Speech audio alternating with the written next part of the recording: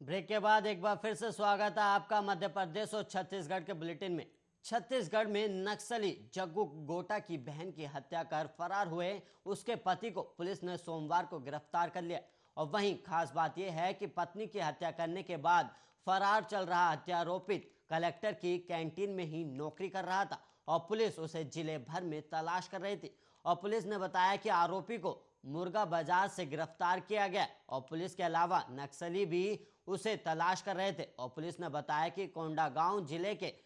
इरा गांव निवासी अमरू गावड़े ने सोंगती नाम की एक युवती से शादी की थी और शादी के बाद अमरू अपने ससुराल में ही रहने लगा। लेकिन कुछ दिन बाद उसका अपनी पत्नी से आए दिन झगड़ा होने लगा और अमरू को शक था कि उसकी पत्नी का किसी और से संबंध है और इसी शक के कारण उसने 2 साल पहले पत्नी सोंगती की हत्या कर दी थी।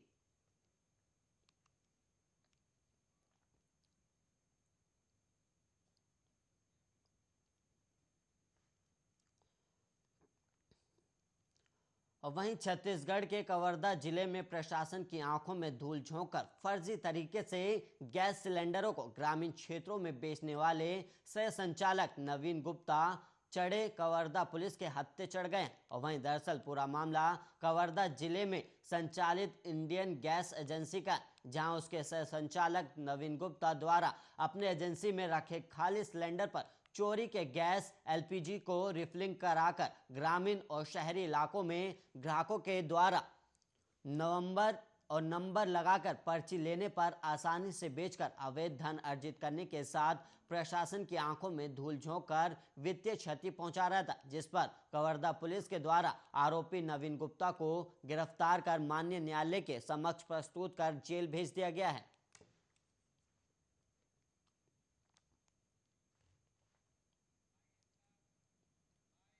गैस भरा हुआ गैस कैप्सूल बरामद किया गया था, टैंकर। उस पर 3 आरोपियों को गिरफ्तार किया गया था, जिनके द्वारा गैस कैप्सूल में से गैस चोरी करते हुए दूसरे जो छोटे सिलेंडर होते हैं उनको रिफिल करते हुए उनको बाज़ारों में उसको सप्लाई किया करते थे। इसमें 3 आरोपियों को गिरफ्तार करने के बाद में जब इन्वेस्टिगेशन किया गया तो उसमें एक जो आरोपी है एक इंडियन गैस एजेंसी में काम करता था। उसके द्वारा मुझे बताया गया कि अपने मेमोरेंडम पर बातचीत पर कि उसमें सह संचालक नवनीत गुप्ता की संलिप्तता हुआ करती थी और साथ ही साथ और जो विवेचना में अन्य तथ्यों को भी जो जांच की गई तो उसमें पाया गया कि नवनीत गुप्ता की इसमें संलिप्तता है। गैस भरा हुआ गैस कैप्सूल।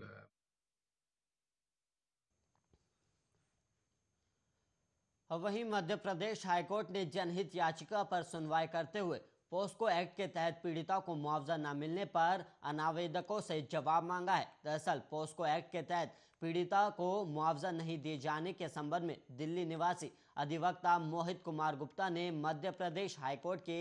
चीफ जस्टिस को पत्र भेजा था और चीफ जस्टिस रवि विजय मलिमत ने पत्र को जनहित याचिका मानते हुए सुनवाई के निर्देश दिए थे, जिस पर हाईकोर्ट जस्टिस शील नागू और जस्टिस सुनीता यादव ने अनावेदकों को नोटिस जारी कर जवाब मांगा है। और वहीं याचिका पर अगली सुनवाई 4 हफ्ते बाद निर्धारित की गई है और आवेदक द्वारा भेजे गए पत्र में कहा गया था कि पोस्को के प्रकरण में पीड़ितों को मुआवजा और उनके पुनर्वास का प्रावधान है, लेकिन एक्ट में प्रावधान होने के बावजूद भी पीड़ितों को मुआवजा नहीं दिया गया और इस संबंध में सर्वोच्च न्यायालय द्वारा भी आवश्यक दिशा निर्देश जारी किए गए और एक्ट में एफआईआर दर्ज किए जाने और दोषी ठहराए जाने पर पीड़ितों को मुआवजा और अन्य मदद का स्पष्ट प्रावधान दिया गया। और पत्र याचिका में केंद्र और राज्य सरकार के महिला और बाल विकास विभाग, प्रदेश सरकार के मुख्य सचिव, हाईकोर्ट के रजिस्ट्रार जनरल और Madhya Pradesh legal service authority को अनावेदक बनाया गया था। वहीं युगल पीठ ने पत्र याचिका की सुनवाई करते हुए सभी अनावेदकों को नोटिस जारी कर जवाब मांगा है।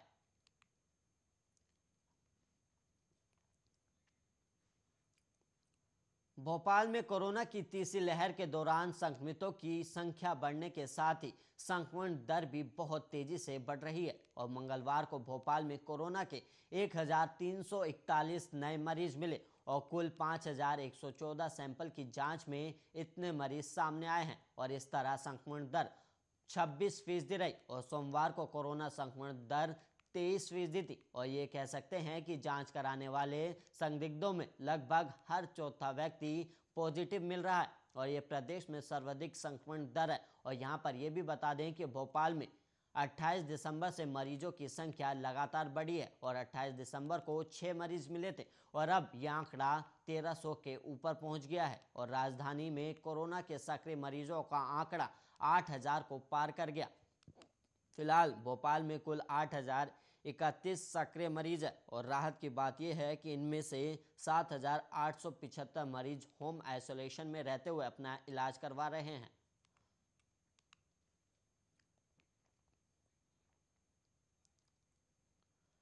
छतरपुर जिले के नौगांव में शासन के आदेश के बिना ही शासकीय स्कूल खोले जाने और बच्चों को स्कूल बुलाए जाने का मामला सामने आया है और वहीं राज्य शासन ने प्रदेश में कोरोना संक्रमण की वर्तमान स्थिति को देखते हुए प्रदेश भर के सभी सरकारी और प्राइवेट स्कूलों को 31 जनवरी तक बंद करने का आदेश दिया था। लेकिन नौगांव में शासन के स्कूल खोलने के आदेश के बिना ही शासकीय और माध्यमिक स्कूल खुल रहे हैं और साथ ही बच्चों को भी कड़ाके की ठंड में स्कूल बुलाया जा रहा है। और वहीं सरकारी स्कूल में जिन बच्चों को बुलाया गया था वो ठंड से बचने के लिए स्कूल में बैठकर आग ताप रहे थे और शिक्षिका भी इस बच्चों के साथ बैठकर आग तापती नजर आई और स्कूल में कोरोना गाइडलाइन की भी धज्जियां उड़ाई जा रही थी और ना तो बच्चों ने मास्क पहना था और ना ही टीचर ने मास्क लगाया था और वहीं सोशल डिस्टेंसिंग का पालन भी कहीं नहीं किया जा रहा था।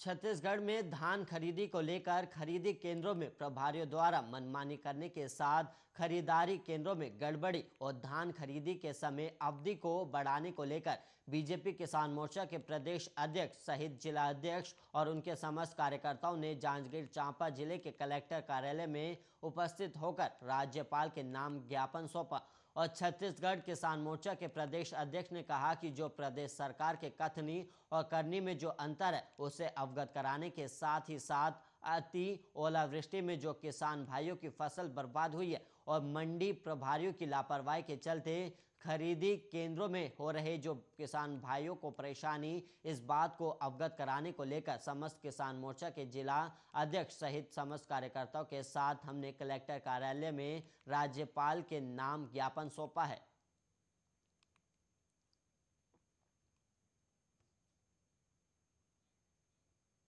नमस्कार, मैं हूं आपके साथ इश्तियाक अहमद और आप देख रहे हैं न्यूज। स्वागत है आप सभी का मध्य प्रदेश और छत्तीसगढ़ के बुलेटिन में। रुक करेंगे तमाम खबरों की तरफ। मध्य प्रदेश में राजस्व बढ़ाए जाने के लिए नई नीति लागू की गई है और वहीं अब शराब सस्ती करने के लिए ड्यूटी और विक्रेता का लाभ कम किया जाएगा और ड्यूटी में 10 से 13% तक की कमी की गई है और इंदौर, भोपाल, जबलपुर और ग्वालियर के चयनित सुपर बाजार में वाइन विक्रय के काउंटर संचालित किए जा सकेंगे और नए वित्त वर्ष में एक ही दुकान से देशी और विदेशी शराब की बिक्री हो सकेगी। वहीं भोपाल और इंदौर में माइक्रो बेवरेज खोलने की अनुमति दी जाएगी और वहीं महुआ के फूल से शराब बनाने की इकाई लगाई जाएंगी और वहीं अलीराजपुर और डिंडोरी में पायलट प्रोजेक्ट के तौर पर आदिवासी समाज के व्यक्ति ही इस काम को करेंगे और ये प्राविधान साल 2022 से 23 की आबकारी नीति में किए गए हैं, जिसे मंगलवार को मुख्यमंत्री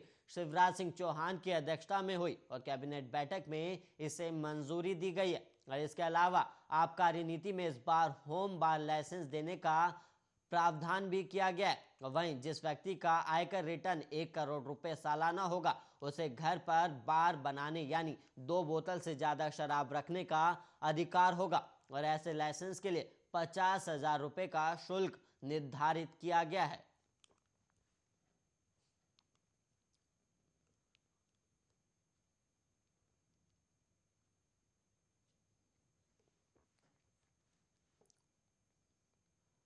और वहीं बढ़ेंगे अगली खबर की ओर, जहां पर नोएडा में कांग्रेस उम्मीदवार के लिए प्रचार करने के मामले में दर्ज हुई एफआईआर पर छत्तीसगढ़ के मुख्यमंत्री भूपेश बघेल ने चुनाव आयोग को घेरा है और उन्होंने कहा कि मेरे खिलाफ ही एफआईआर क्यों दर्ज की गई, जबकि मेरे साथ उम्मीदवार, जिला समिति अध्यक्ष, 15 से 20 सुरक्षाकर्मी, 30 से 40 पत्रकार और उत्तर प्रदेश पुलिस के कर्मी थे और हमें कैसे प्रचार करना चाहिए, इसको लेकर चुनाव आयोग को डेमो देना चाहिए और हम बिल्कुल वैसा ही करेंगे। और वहीं भूपेश बघेल ने यह भी सवाल किया कि अमरोहा में बीजेपी पार्टी के घर घर प्रचार के खिलाफ कोई कार्रवाई क्यों नहीं की गई। और छत्तीसगढ़ के मुख्यमंत्री ने कहा कि चुनाव आयोग को अपनी भूमिका निष्पक्ष रखनी चाहिए। अगर शुरुआत में निष्पक्षता दिखाई नहीं दे रही है तो हम अंत में क्या उम्मीद करेंगे। और पुलिस के अनुसार पंखुड़ी पाठक के समर्थन में छत्तीसगढ़ के मुख्यमंत्री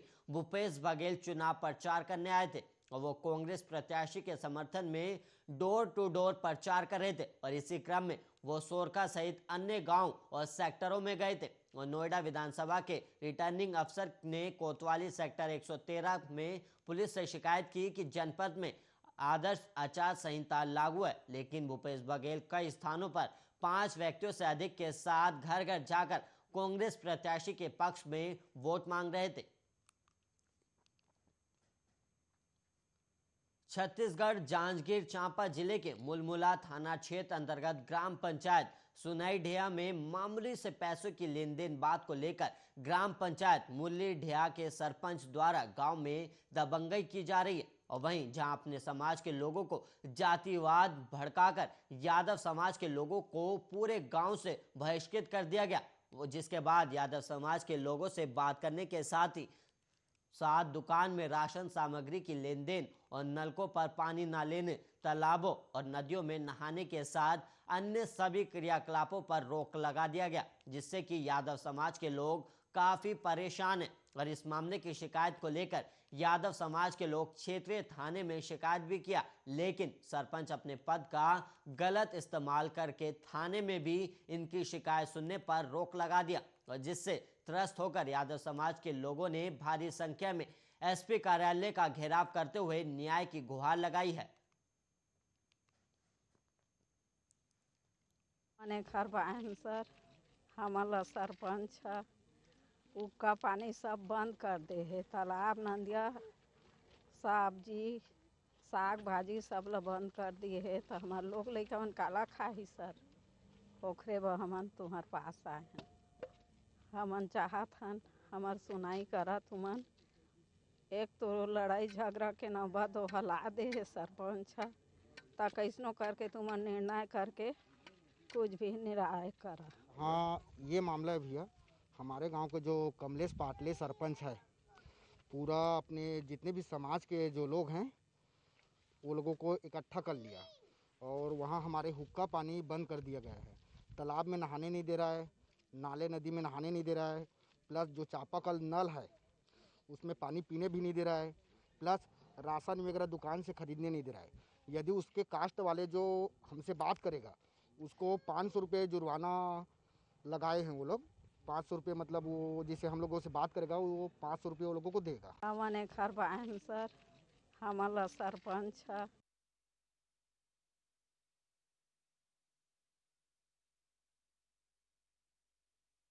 में पर ऑपरेशन चलाया जा रहा है और डीआरजी की टीमें संयुक्त ऑपरेशन भी चला रही है। और जानकारी के अनुसार सुकमा में 30 से 40 नक्सलियों के मौजूद होने की खबर है। और इस बीच पुलिस और नक्सलियों के बीच जबरदस्त मुठभेड़ में 4 नक्सलियों को मार गिराया गया। और सुकमा के पुलिस अधीक्षक सुनील शर्मा ने बताया कि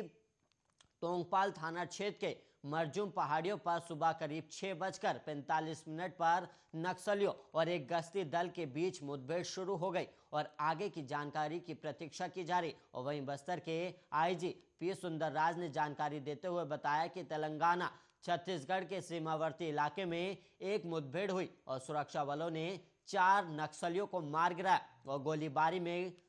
ग्रेनाउंड का एक जवान घायल हो गया। और वहीं जवान को इलाज के लिए एयरलिफ्ट कर वारंगल ले जाया गया और तलाशी अभियान अभी भी जारी है।